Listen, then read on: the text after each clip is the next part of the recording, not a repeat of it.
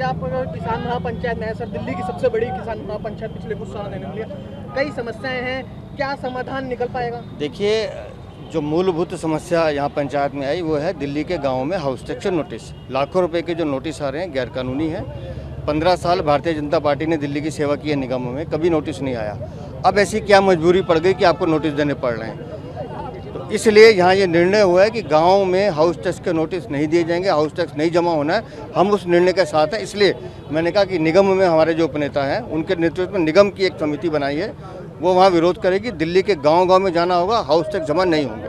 House tax ना भरने की आपने अपील की है, गांव वाले जो है काफी नाराज हैं। हाउस टैक्स के लाखों रुपए के नोटिस भेजे गए हैं। म्यूटेशन एक अलग समस्या है।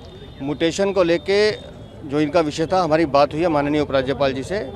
G20 की समिट एक बार ख़त्म हो जाए, इनका एक प्रतिनिधिमंडल लेके जाएंगे और म्यूटेशन को शुरू कराना, या इस निर्णय के साथ हम खड़े हैं। माननीय उपराज्यपाल जी से निवेदन करके इस काम को भी पूरा कराएं। हाउस टैक्स भरने को लेकर लगातार परेशान किया जा रहा है, अगर नहीं भरते हैं तो संपत्ति। देखिए मैं आपसे क्या कह रहा हूँ, जब तक निगम में हम थे 15% का हम तो रिबेट भी देते थे पूरी दिल्ली में। इन्होंने वो रिबेट भी 10% किया।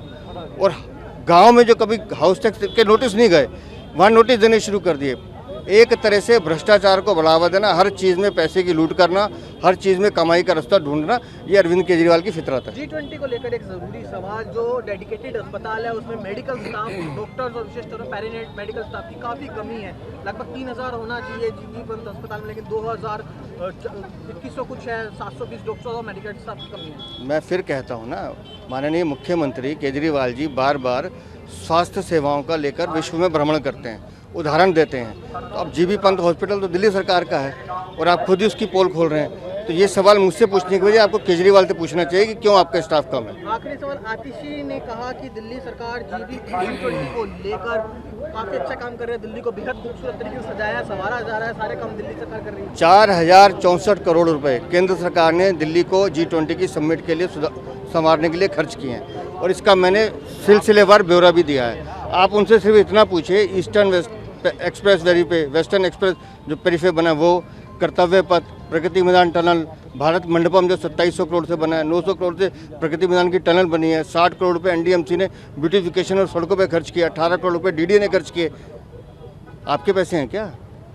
दिल्ली सरकार ने अगर पीडब्ल्यूडी डिपार्टमेंट ने 45 करोड़ रुपए खर्च भी किए हैं, तो उससे ज़्यादा पीडब्ल्यूडी डिपार्टमेंट ने अरविंद केजरीवाल के राजमहल पे 52 करोड़ रुपए खर्च उसको सजाने पे किए हैं। उसी से तुलना कर लीजिए।